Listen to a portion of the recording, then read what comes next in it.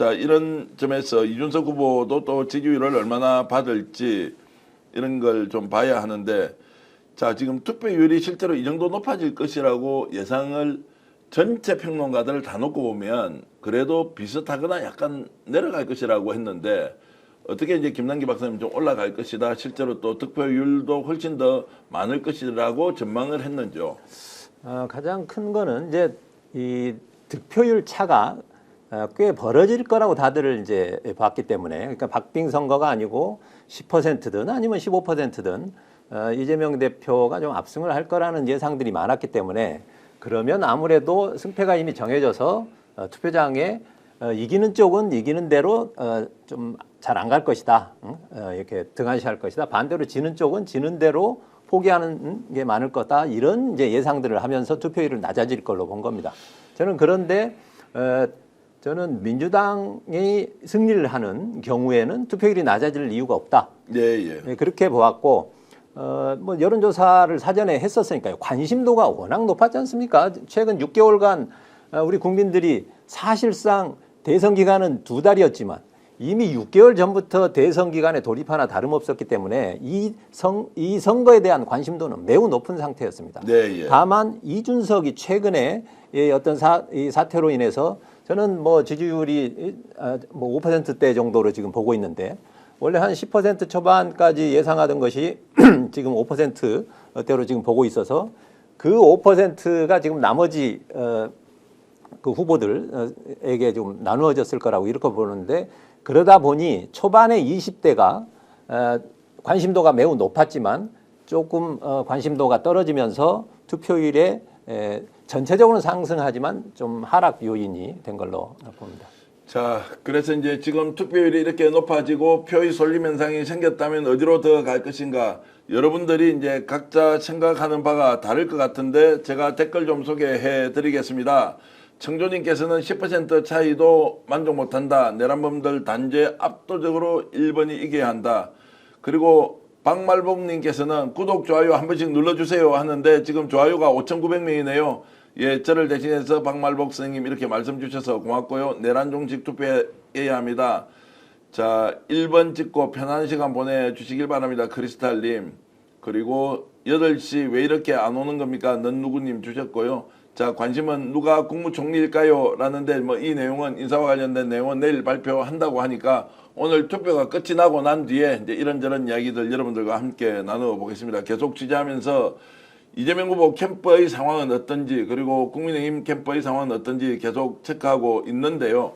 자, 지금 막바지에 역부족이다라는 분위기가 국민의힘 쪽에 확연히 느껴지고 있고요. 특히나 영남 지역에서 투표율이 급상승을 하고 있지 않다. 이제 이런 것은 표를 일일이 거꾸로 계산해 볼 수는 없지만 상황을 상당 부분 인지하고 있는 것 아니냐. 투표율 상승은 이재명 후보의 압승이다. 싱글맨님 이렇게 주셨습니다. 이용환님께서는 트리플 크라운 달성한다라고 하셨는데, 이제 트리플 크라운이라는 말이 어떤 건지 설명 좀 해주시죠. 아마 득표율이 지금 가장 높았던 것이 박근혜가 당선될 때 51.6%. 예. 그 수치를 넘어서는, 예. 51.6을 넘어서는 것이 이제 하나가 될 테고, 그 다음은 득표 수로 가장 높았던 것은 윤석열이었습니다. 예. 지난 대선에. 그 윤석열의 1670만 표였던가요? 예, 그 표를 넘어설 것이다. 그리고 득표율 차가 지금 가장 컸던 것은 550만 표 정도로 이 문재인 대통령이 홍준표하고의 차이였습니다. 예. 그래서 이 세 개를 트리플 크라운으로도 보고, 이병철 박사님 같은 경우는 가장 일찍 당선 확정이 되는 것도 뭐 하나로 친 것 같습니다. 예. 다만 저는 사실 4관왕까지 노렸었는데 그 하나가 뭐냐면 1위와 2위의 득표율 차를 가장 컸던 것이 이명박과 정동영 후보 당시에 22.5% 정도였는데, 네. 그 22.5를 넘어서야 된다고 하는 게 제 생각이었는데, 지금 뭐 글쎄요, 열심히 하면 혹시 가능하지 않을까 생각합니다. 자, 그것도 이제 알 수 없다는 것이고, 전반적인 흐름은 지난 대통령 선거에서 윤석열 후보가 22년 3월 9일 대통령 선거에서는 1632만 3,163표를 얻었고 당시에 이재명 후보는 1600만 56,283표로 26만 6,880표 차이가 났는데 자 지금 뭐 숫자로는 이거보다 훨씬 더 많아질 것으로 이제 지금 예상을 할 수 있는 것이고요. 뭐 실제로 이제 득표율까지 또 하는 것 지금 말씀하셨던 것처럼 득표율 차까지 해서 트리플 크라운이 아니고 정말로 사관왕까지 가능하다고 이제 조심스럽게 전망을 하는데 자 지금 단도직입적으로 질문을 드리면 자 오후 4시 32분입니다. 8시까지 표가 보수 쪽에서 결집을 하자라고 할 움직임이 있습니까 없습니까? 또 실제로 지금 어떤 작용이 있으면 그렇게 표가 결집이 됩니까 안 됩니까? 저는 이제 이 표 결집 자체에 대해서 저는 동의를 하지 않는 편인데요. 네. 그러니까 투표를 안 하려고 했던 사람이 위기 상황을 느끼고 부랴부랴 나가서 지금 투표를 해야 무슨 결집이라는 표현을 쓸 수 있을 거 아니겠습니까? 네. 그렇지 않지 않습니까? 대개 그 보수층들 뭐 나이 드신 분들은 워낙에 투표율이 그 동안에도 높았고 대선뿐만 아니라 총선, 지방선거에도 투표율이 높지 않습니까? 그래서 평소에 투표하던 분들이 했던 것 뿐이고 그래서 저는 뭐 이 특별히 표의 결집으로 보지는 않습니다. 지금 이제 그 유튜브 채널에서 지금 현재 상황을 저희들처럼 이제 생방송으로 보내드리고 한 6,000분 가까이 방송을 함께 하고 있는데요. 지금 보수 유튜브 채널 쪽에서는 지금 라이브 방송을 거의 안 하는 것 같아요. 이것도 이제 우리가 뭔가 지금 상황을 좀 읽어볼 수 있는 것이냐. 대선 특별 방송을 저희들 뭐 뉴스공장 매불쇼도 지금 하고 있고 많은 채널에서 지금 함께 이 상황을 가지고 어떻게 분석을 하고 전망하는지 계속 방송을 내보내고 있는데 관심도가 뚝 떨어졌다라는 느낌이 좀 들어서 라이브 중계하는 데가 있는데 어디냐라고 보니까 거의 없는 것 같아요.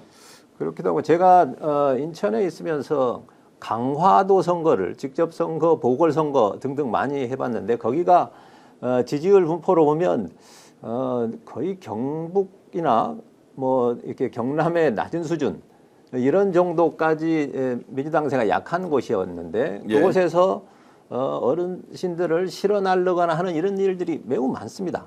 네. 그런데 그런 모습들이 상당히 줄었습니다. 네.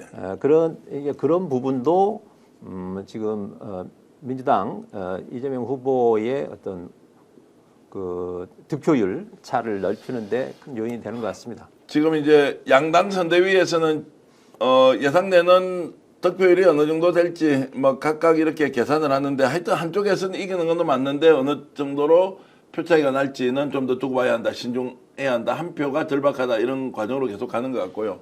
또 국힘 쪽에서는 뭐 붙었다고 얘기를 하는데 붙었다고 하는 것을 구체적으로 어떻게 붙었냐는 것에 대해서는 뭐 그다지 설명을 하고 있지 않다라고 이제 뭐 하고 있습니다. 저희들도 6시 정도가 지나면 이제 그때는 표의 결집이 생긴다고 볼 수 없는 거죠. 그 정도면 대충 우리가 예상하는 이제 득표율과 그리고 투표율 이렇게 이제 말씀을 좀 나눠도 되지 않겠습니까? 6시 정도면 어떻게 보십니까? 뭐 그럴 수도 있겠죠. 지금 시간이 가면 갈수록 깜깜이 이 기간 동안에 어떤 반전 계기가 있어야 되는데 오히려 이준석이 뭐 거의 지금 절반 수준으로 떨어지면서 이 보수 진영 전체의 동력이 같이 떨어졌다고 저는 그렇게도 보여집니다. 예. 보수 진영 전체의 동력이 오히려 이제 단일화를 통해서 뭔가 해보겠다고 했는데 이것이 이제 역작용이 돼서 단일화에 대비한 또 민주당 이재명 후보의 지지자들이 집단지성을 발휘한 측면도 있지 않느냐. 단일화가 되지 않음으로써 단일화를 대비해서 반드시 이겨야 한다는 쪽으로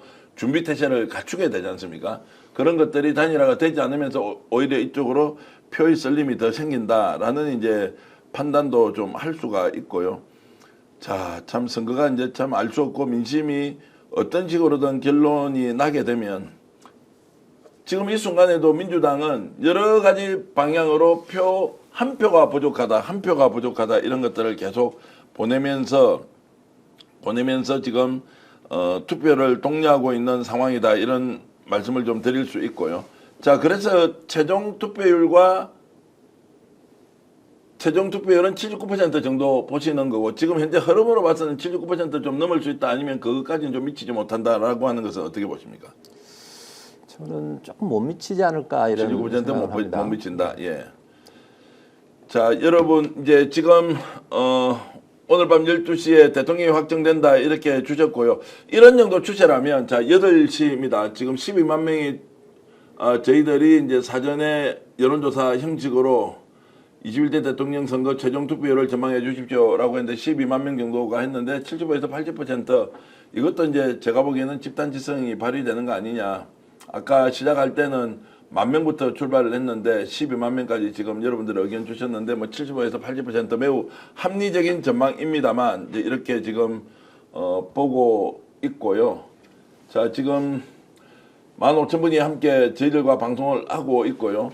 표 차이에 대해서도 뭐 수백만 표 차이로 이재명 후보가 이길 것이다. 투표율은 79.8%다. 이렇게 홀로토 김님께서는 주셨고요. 그리고 김영수님은 저번에 윤석열 찍고 계엄 실망한 층이 10에서 15%포인트 움직일 거라고 본다. 그렇게 본다면 대체로 득표율 차이는 이 정도 되지 않겠느냐 이런 거 보시고요.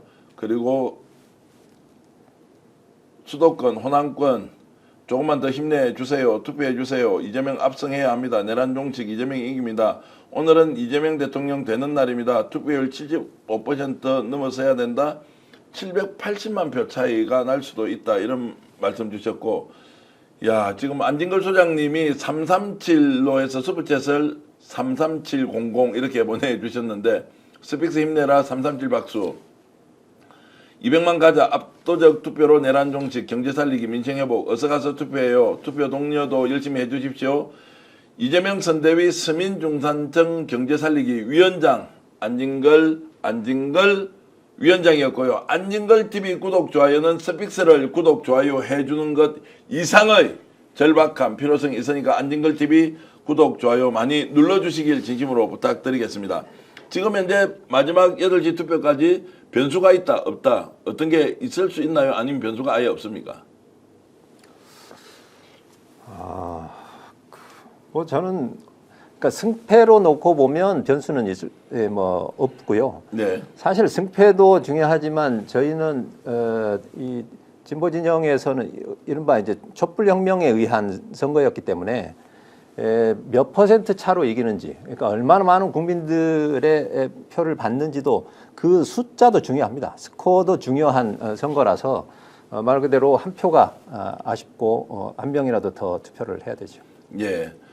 자, 지금 이제 각 당의 상황을 알아보기 위해서 저희들도 취재를 하고 있고 또 연락을 기다리고 있는데 각 당의 사정을 설명해 줄 만한 이제 이런 것들을 지금 확인이 되지 않는다. 아마 한쪽 정당은 완전히 지금 투표 결과를 보고 공식적으로 낼 말이 없다. 이제 이런 수준일 거고요. 또 다른 정당은 이 상황에서도 한 표가 절박하니까 더 열심히 뛰어가면서 마지막까지 표를 모아보자.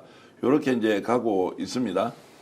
자, 지금 정당별로 각자의 위치에서 여러 가지 방향으로 투표를 독려하고 있는데 오늘 방송 어떠셨습니까? 마음에 들었다면 구독, 좋아요로 스픽스를 응원해 주십시오. 여러분들의 구독, 좋아요는 가장 큰 힘이 됩니다. 스픽스 구독, 좋아요.